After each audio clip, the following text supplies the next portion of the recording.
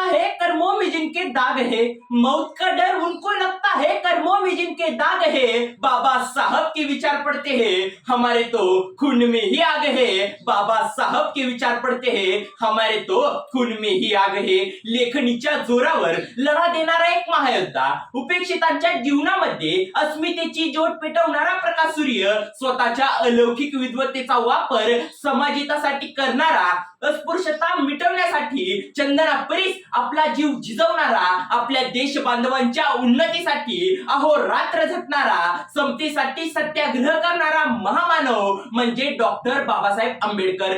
दीनदलितांच्या जीवनाला जखडलेल्या गुलामगिरीचा शृंखला तोडणारा युग पुरुष म्हणजे डॉक्टर बाबासाहेब आंबेडकर। माणसाला माणूस म्हणून जगण्याचा हक्क मिळवून देणाऱ्या या ज्ञान सूर्यास माझे कोटी कोटी प्रणाम। दीनदुबळ्यांचे कैवारी तुम्ही, गोरगरिबांचे उद्धारक तुम्ही।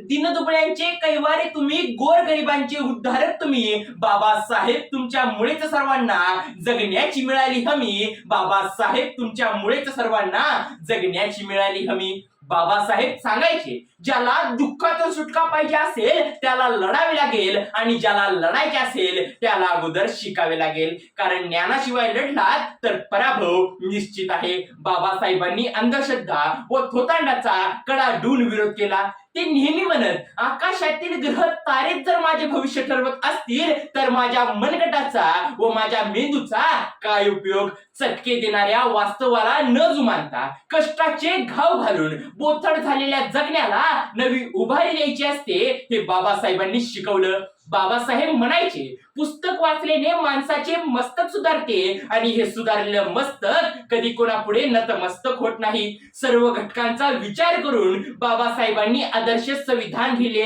आणि म्हणूनच म्हणावंसं वाटतं की रुतबा मेरे सर को तेरे संविधान से मिला है, ये सन्मान भी मुझे तेरे संविधान से मिला है। रुतबा मेरे सर को तेरे संविधान से मिला है, ये सन्मान भी मुझे तेरे संविधान से मिला है, और को जो मिला है वो मुकद्दर से मिला होगा, हमें तो मुकद्दर भी तेरे संविधान से मिला है, हमें तो मुकद्दर भी तेरे संविधान से मिला है। बाबासाहेबांनी लेखणीच्या धारेवर आणि विद्वत्तेच्या जोरावर सर्वांना न्याय मिळवून दिला।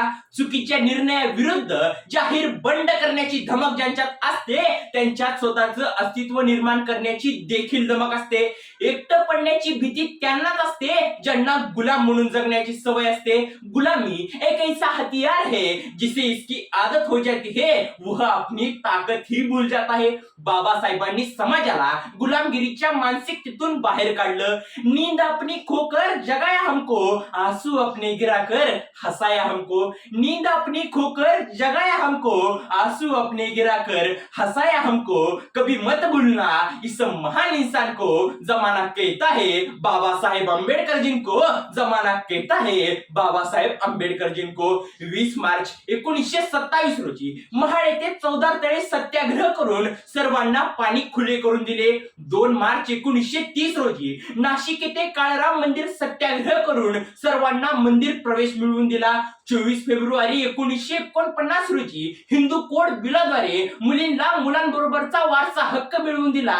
सर्वसमावेशक विचार करणारे हे विश्वरत्न पुस्तकामुळे घडले।